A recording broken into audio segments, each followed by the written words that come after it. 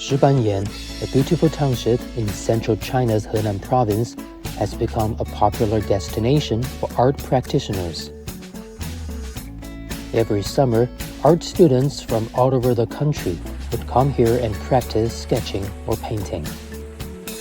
这里的景色非常优美，非常适合我们就在这里写生的同学。这儿风景比较山清水秀嘛，然后平常在城市里面就是经常是街道，然后就看不到这么美的景色。醒来就是开门，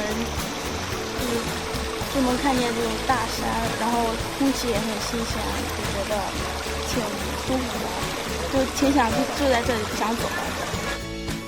Shibanyan was once a remote and impoverished town. Many locals left their homes to seek jobs in other places. Things began to change in the 1990s when groups of teachers and students from art schools discovered this scenic town and made it a base for art creation. 目前来说，这个写生基地是最适合学生来进行色彩写生的。这个景色非常独特，有太行山特别独特的一个全貌。这个村子的位置呢是四面环山，然后在村子外部，我们能去画远的大景、风景。然后村子内部的建筑呢又非常有特色，有石板岩镇的一个特别的特色就是这个房子的这个石板啊，包括一些这些民房，都适合学生们作画非常有特色。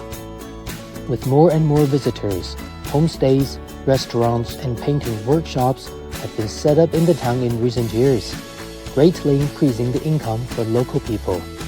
没有想到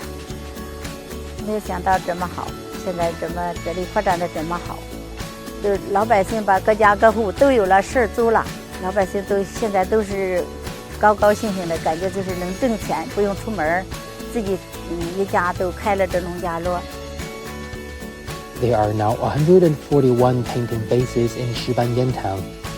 The town is still working to improve supporting facilities, striving to build itself into China's Painting Valley.